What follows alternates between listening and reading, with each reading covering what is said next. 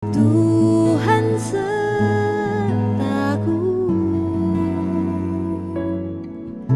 melewati badai, Engkau menjagaku. Ku tahu Kau selalu setia.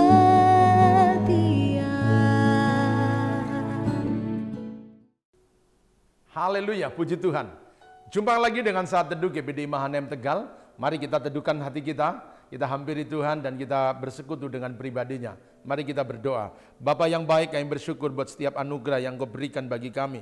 Terima kasih untuk setiap berkat-berkat yang Kau berlimpahkan atas hidup kami. Bahkan terima kasih untuk setiap peristiwa dan kejadian yang Tuhan izinkan terjadi dalam hidup kami. Sebab kami tahu semuanya mendatangkan kebaikan bagi orang-orang yang mengasihi Tuhan. Bapa, kami menghampiri Engkau dan kami rindu.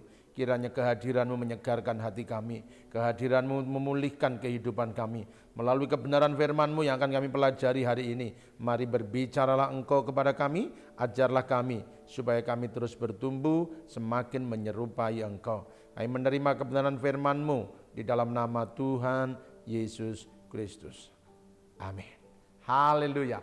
Apa kabar Bapak Ibu Saudara sekalian? Di tengah-tengah pandemi yang terjadi, apakah ada keadaan-keadaan yang sedang berubah? Apakah situasi yang sedang saudara alami menjadi keadaan-keadaan yang makin sulit atau sebaliknya? Di tengah-tengah pandemi ini menjadi kesempatan buat kita. Di tengah-tengah pandemi ini menjadi lompatan baru dalam kehidupan kita. Saudaraku yang dikasihi oleh Tuhan, hidup ini adalah sebuah perjalanan. Tak seorang pun dari kita dapat menghindari perjalanan yang harus kita tempuh.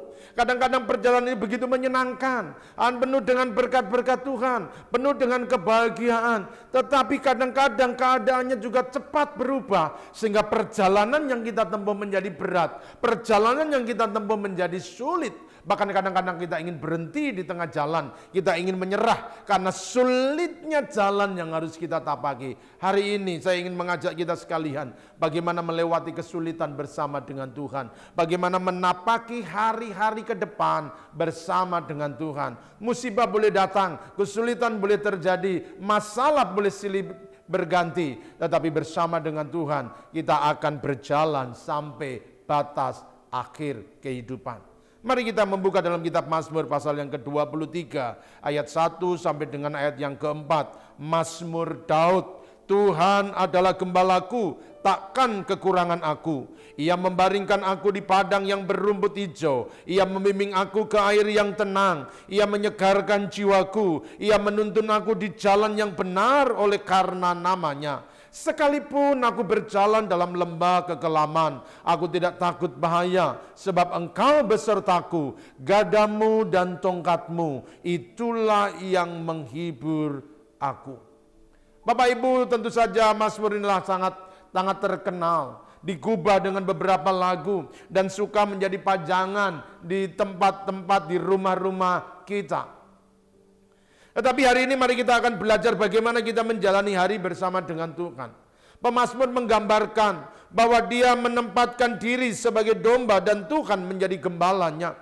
Ketika Tuhan yang memimpin hidupnya, maka perjalanan yang ditempuh tidak selamanya menyenangkan. Ayat 2 dan 3 adalah gambaran yang menyenangkan. Ketika domba-domba itu dipimpinnya di tempat-tempat yang penuh dengan kesukaan, dibaringkannya di padang rumput hijau, dibimbingnya di air yang tenang, disegarkannya jiwanya, dan dituntunnya pada jalan yang benar. Semua orang merindukan kehidupan yang seperti ini. Kita merindukan kebahagiaan untuk selama-lamanya. Kita bekerja, kita merindukan keuntungan. Kita berusaha, kita merindukan pendapatan. Dan semua yang manis, semua yang menyenangkan, semua yang menyegarkan, semua yang melimpahkan, itu menjadi harapan buat kita. Tetapi saudaraku, mari kita menyadari bahwa perjalanan tidak selalu menyenangkan. Kalau kita memasuki ayat 4, maka pengalamannya menjadi berbeda. Keadaannya menjadi berubah. Sekarang bukan jalan-jalan yang menyenangkan, tetapi domba-domba akan dibawa menuju pada lembah-lembah kekelaman.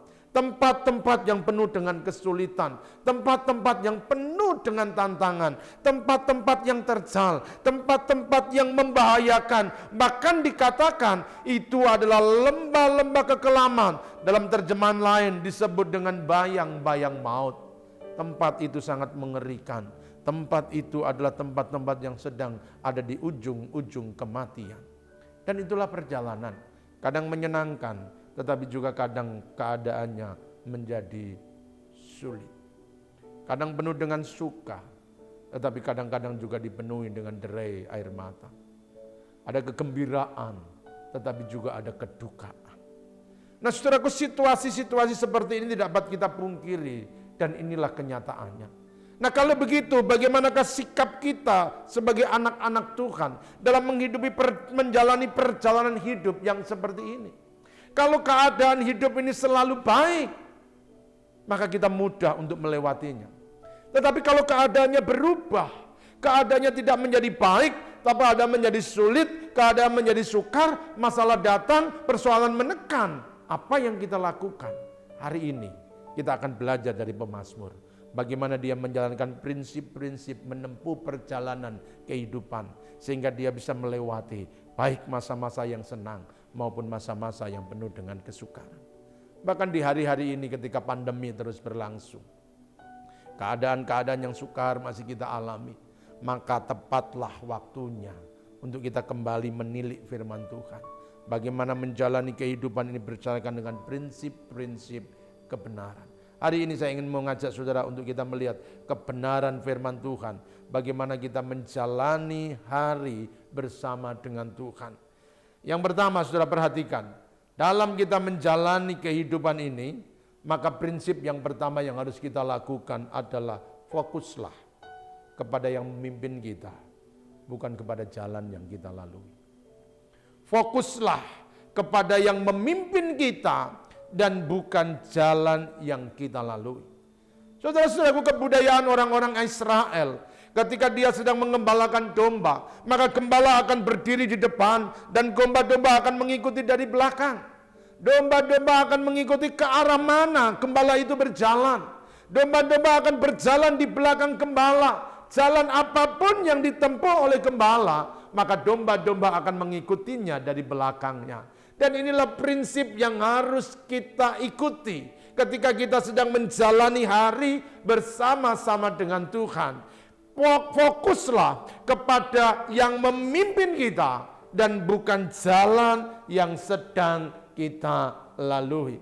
Saudaraku, apapun jalan yang sedang kita tempuh, mari fokuskanlah kepada Tuhan yang berdiri di depan kita, yang memimpin kita, yang menuntun kita, yang membimbing kita. Kalau saudara bercoba-coba untuk melihat jalan yang engkau lewati, maka engkau akan lemah.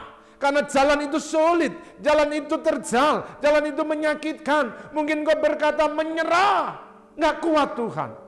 Tetapi sekarang belajarlah, siapa yang memimpin hidupmu, siapa yang menuntun kita, siapa yang berjalan di depan kita.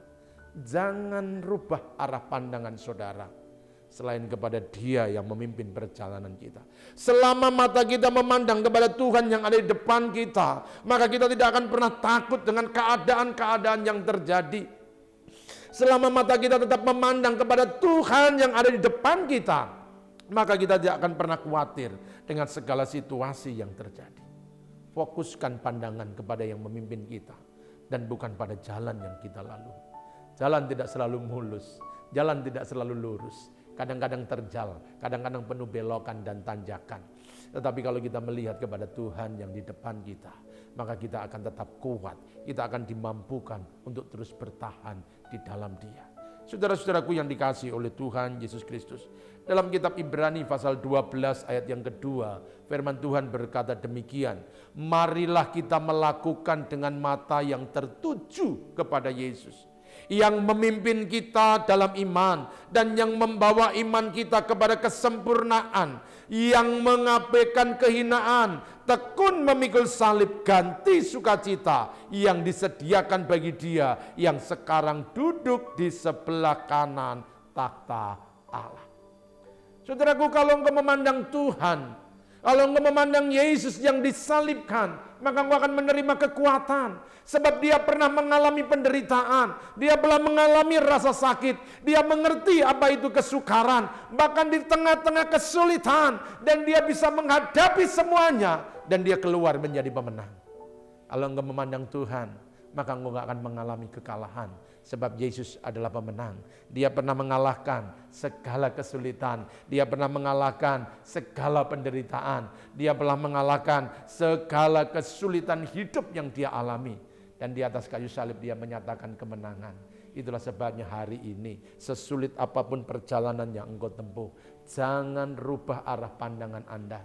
Jangan coba-coba untuk melihat jalan yang engkau lalui, tapi pandanglah kepada siapa yang berdiri depan dan memimpin perjalanan Anda. Ketika engkau memandang Tuhan, maka kesulitan dapat kita lalui. Ketika engkau memandang Tuhan, maka semua hambatan, semua rintangan dapat kita atasi.